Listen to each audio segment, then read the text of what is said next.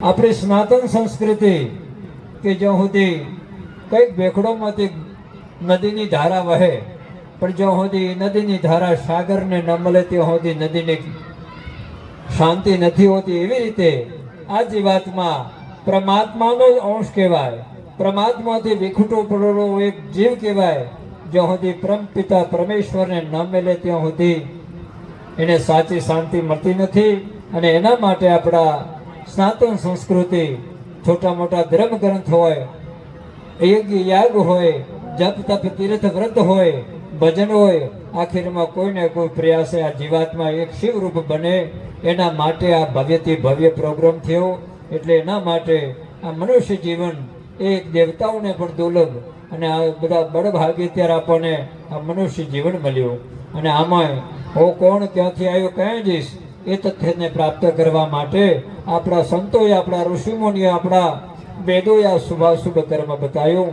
તો સજ્જનો, ભગવાને આપણને તન મનને ધન ત્રણ આપ્યું. તન સે સેવા કીજીએ, મન સે ભલો વિચાર, અને ધન સે યહ સંસારમાં કીજીએ પરોપકાર. આ શરીર જીવ માત્રની રામાયણમાં એ પણ કીધું કે સિયા રામ મેં સબ જગ જાને કરોહ પ્રણામ, જોરી જુગ પાણી. દરેકની ઘટની અંદર શિવ તત્વ બિરાજમાન. આપણા દેહથી સેવા કરીએ, મનથી જીવ માત્રનું સારું ચાહીએ, અને ભગવાને આવો શુભ લક્ષ્મી આપી હોય ને તો એવો સત્કાર્યમાં વાપરીએ. અને સત્કાર્યમાં વાપરેલી લક્ષ્મી એક ગણી વાપરી 1000 ગણીથી આપણે પાવન આંગણે આવે. તો આપ બધા સદભાગી કેવરાઓ. આ તો હું આવતો હતો અને વચ્ચે આ બાપુનો પણ એક અમૂલ્ય સત્સંગ, એક ઘડી યાદ હી ઘડી આતી મેં સે યાદ, તુલસી સંગત સંત કી કટે કોટી અપરાધ. સજનો, સંતોનો સંગ, સંતની એક સત્સંગ જો વાત સમજવામાં આવી જાય તો એક નહીં પણ કેટલા જન્મોનો પાપ આપણો નષ્ટ થઈ જાય. એવા પૂજ્ય બાપજી જાનકીદાસ મહારાજે પણ આપણને અમૂલ્ય સત્સંગનો લાભ આપ્યો. રાત્રે બધી સત્સંગ પણ હશે.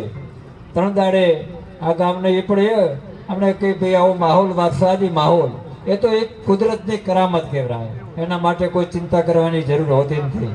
ભગવાન જે કરે એ આપણા હિત માટે જ કરે.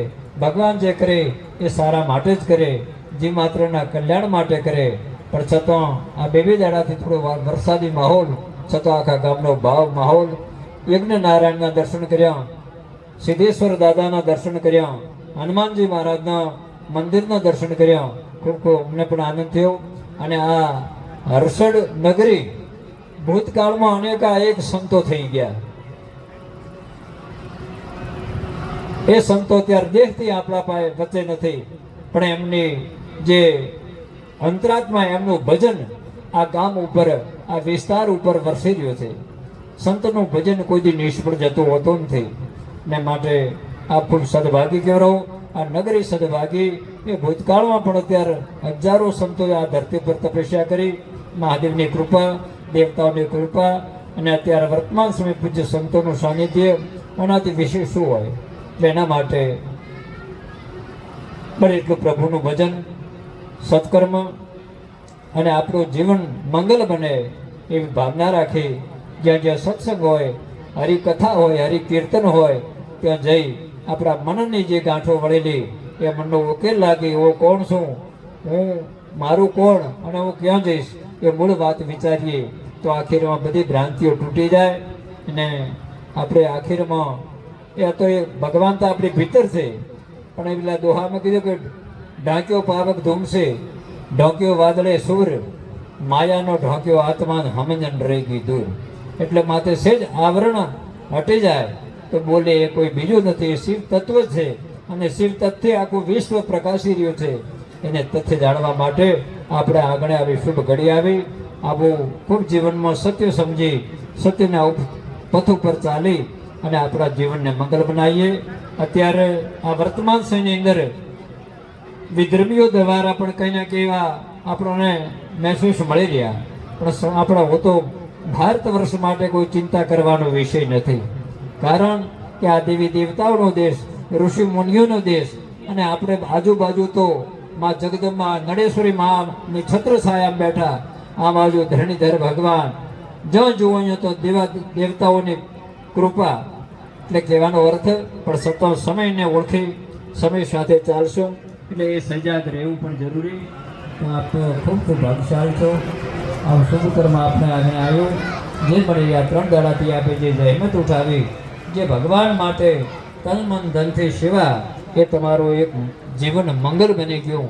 હજારો જન્મના પાપ હોય તો આ 3 દાડાની સેવાથી આપણા જીવાત્મા પાપ મુક્ત બની જાય અને ઈશ્વર તત્વને જાણી શકાય. એના માટે આ પ્રભુને પ્રાર્થના.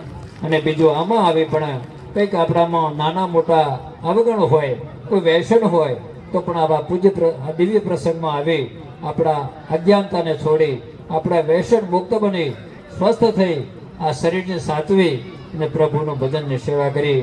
વિશેષ આપણી ગૌ માતા અત્યારે જ્યાં ત્યાં થોડી દુઃખી, તો આપણે એક જીવનમાં વ્રત લઈને જજો કે જ્યાં સુધી આ ધરતી માતા ઉપર ગૌ દુઃખી ત્યાં સુધી આપણે કંઈ ને કંઈ તપસ્યા ભજન ચાલુ રાખવું પડશે.